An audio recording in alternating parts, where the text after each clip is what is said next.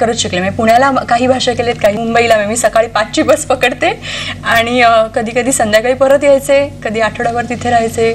बरोबर. अशा पद्धतीने पु ल देशपांडेने आपल्या खूप पुस्तकांमधनं लेखांमधनं लिहिलं की जेवढा भाषा माणूस शिकतो तेवढा अनुभवाने जेवढा समृद्ध होतं त्याहीपेक्षा भाषा शिकल्याने आणखीन एक समृद्धता वेगळी येत जाते. यामध्ये मी एक म्हणू इच्छिते की मी या भाषा शिकले तर मला सगळे म्हणतात मग तू मराठी विसरलीस का.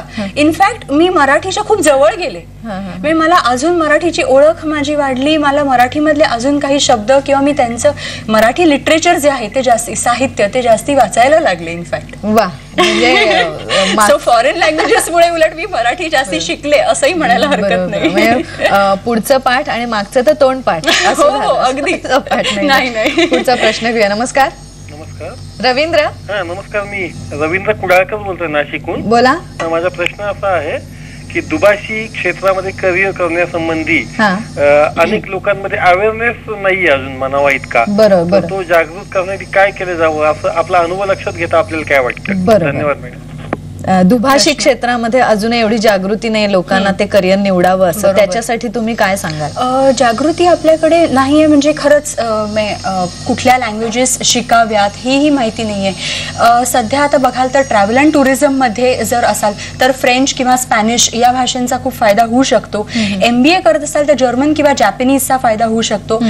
चायनीज खूप सध्या डिमांड मध्ये आहे आणि चायनीज पण तरी बिझनेस लेवलवरती जास्ती वापर होतो, पण जॉब ऑपॉर्च्युनिटीज जास्ती जॅपनीजला आहे. आणि फक्त जर ट्रान्सलेशन इंटरप्रिटेशन म्हणत असाल तर जॅपनीजला आहे खूप स्कोप. पण एक गैरसमज असतो जॅपनीज नाही शिकणार कारण जॅपनीज अवघड आहे. तर त्याचे मी काही टेक्निक्स दाखवते आपल्या प्रेक्षकांना की जॅपनीज तितकीशी कठीण नाहीये. ओके. आता माणूस म्हटल्यावरती आपण कसा काढतो? माणूस कोणीही असा काढेल. त्यांनी काय केलंय? हे 2 पाय असा घेतलेला आहे माणूस. बरोबर. आपण पिक्टोग्राफिक स्क्रिप्ट आहे. पूर्ण सगळं झाल्यावरती दाखवलं तर चालेल. पहिले फक्त सुरुवात दाखवूया की माणूस साधारणपणे आपण असा, तर त्याचे पाय असं दाखवलंय म्हणजे तो माणूस झालाय तयार. किंवा आता स्टोन एज मॅननी कसं काढलं असेल किंवा त्याच्यानंतर जशी माणसं हे गेली त्यांच्या विचाराने हा मासा, मग त्याच्यावरनं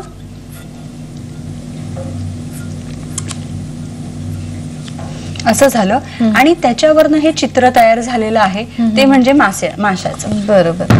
पण हा शब्द म्हणून ही पिक्टोग्राफिक स्क्रिप्ट आहे. बरं. सो त्याचं हे होतं. आता हे पैसे किंवा सोनं याची ही आहे कांजी. याला कांजी म्हणतात चित्रलिपीला. बरोबर. आता या कॉम्बिनेशन मध्ये पण असतात. हे पैसेचं झालं आपण पैसे किंवा सोनं. आता हे कॉम्बिनेशन मध्ये पण पुढे होतं. आता एक गंमत सांगते. आपण गोल्डफिश म्हणतो तर हे गोल्ड आणि हे मासा हे एकत्र कांजी काढली की गोल्डफिश झालं. किंवा माणूस आणि फिश एकत्र काढलं तर काय मरमेड, निंग्यो त्याला म्हणतात. ओके. आता याच्या पुढे आणखीन तू काही गोष्टी काढून पुढचे जसं आपण प्रश्न घेऊ तसं तू नक्की दाखव. चालेल. आपण पुढचा प्रश्न घेऊया. नमस्कार. प्रभाकर. देशपांडे. नमस्कार. नमस्कार. बोला. मी एका अमेरिकन कंपनीमध्ये 40 वर्ष काम केलं आणि त्यात अनेक भाषिक लोक असल्यामुळे आपल्या असं पण मी इतकं पारंगत नाही, पण मला 11 भाषांचं ज्ञान झालं, भारतीय भाषांचं. त्या आजही मी थोडा थोडा बोलतो. पण मुंबईमध्ये काय होतं, मराठी बोलताना त्यामध्ये थोडा हिंदी शब्द भी आ जाता है.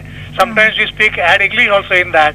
आणि પછી બહુ ગોટાળા થાય તો का होतं मी किती म्हणतो तो कसा सवय ते तशी भाषा तुम्ही ह्या 14 शिकला तेव्हा त्याच्यामध्ये तुमचा असा कधी गोंधळ उडतो का, हा एक प्रश्न. आणि दुसरा प्रश्न, जगातली सगळ्यात शिकायला कठीण भाषा कोणची आणि सोपी कोणची? बरोबर. जगातली सगळ्यात कठीण भाषा कुठली आणि सोपी कोणती? आपण माईकला. हो सॉरी.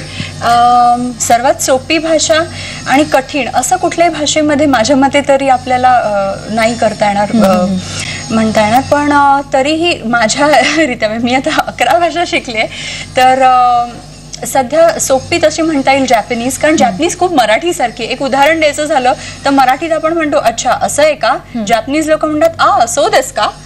किंवा इंग्लिश आणि मराठीमध्ये लिटरल ट्रान्सलेशन होऊ नाही शकत. I eat bread and butter म्हणते मराठीत म्हणते मी ब्रेड अँड बटर खाते. बरोबर. वर्ब एंडला जातं क्रियापद. पण तसंच जॅपनीजची वाक्य रचना आहे. जॅपनीज मध्ये सुद्धा तसंच होईल, बाता शिव पानतो बाता ओ ताबेमास, म्हणजे मी ब्रेड आणि बटर खाते असा त्याचा अर्थ होतो. तर भरपूर म्हणजे त्यांचा जो क्रम आहे हो आणि ती सेम आहे, ते तसंच आहे. आणि त्यांची बोलण्याची तऱ्हा ती पण आपली मराठी सारखीच आहे. टोनिंग म्हटलं आपण म्हणतो उठलीस का, झोपलीस का, बसलीस का, ते ताबे मास का, ओकी मास का, नवी मास का, असं म्हणजे का आहे, हो का आहे आणि का आहे तिथे उत्तर आहे. बरोबर. अगदी पुढचा प्रश्न विचारेन की एक गैरसमज असतो की मला माझ्या मातृभाषे व्यतिरिक्त मातृभाषाही जाऊ दे, देशाच्या बाहेरची भाषा शिकायची तर मला मुख्य इंग्रजी आला पाहिजे, म्हणून मग त्याच्या वाटेला बरेचसे न जात नाहीत. हा फार मोठा गैरसमज आहे, म्हणजे अगदी चुकीचा आहे. मी एक उदाहरण देते. एखाद्या फ्रेंच माणसाला जर जॅपनीज शिकायचं असेल तर तो आधी इंग्लिश शिकेल आणि मग जॅपनीज शिकेल का? नाही. तो एखादा असा जॅपनीज ट्युटर बघेल की ज्याला फ्रेंच येतं, किंवा फ्रेंच ट्युटर ज्याला जॅपनीज येतं, आणि मग तो तसं शिकेल. मग आपणच काम शिकताना इंग्लिश हेच मेन आपल्याला का ऑब्स्टेकल, अडथळा असतो. बरोबर. फक्त असं आहे की हल्ली बिझनेस लँग्वेज इंग्लिश झाल्यामुळे आपल्याला ट्रान्सलेशन शेवटी इंग्लिश मध्येच करावं लागतं. नाहीतर तुम्ही भाषा शिकायला सुरुवात जेव्हा करता, मी माझ्याकडे एक मुलगी आली होती संस्कृत मध्ये MA संस्कृत आणि शिकवत वगैरे होती, पण तिला इंग्लिश तितकंसं येत नव्हतं असं म्हणायचं नाही, पण एक कॉन्फिडन्स नव्हता इंग्लिश मध्ये. तिने जॅपनीजच्या 2 लेवल केल्या, नंतर ती जपानला गेली आणि संस्कृत शिकवायची. 1 वर्ष तिने संस्कृत तिथे जाऊन शिकवलं. बरोबर. सो इंग्लिशने तिचं काहीच अडलं नाही. बरोबर. म्हणजे खूप गैरसमज या क्षेत्रात असतात. आपण एक प्रश्न घेऊया. नमस्कार रमेश. रमेश नमस्कार. हॅलो. नमस्कार. हा नमस्कार, मी रमेश लेले पुण्याहून बोलतोय. बोला. मला असा प्रश्न विचारायचा की मॅडमना जवळजवळ 19 भाषा येतात, तर इतक्या भाषांमध्ये त्यातल्या त्यात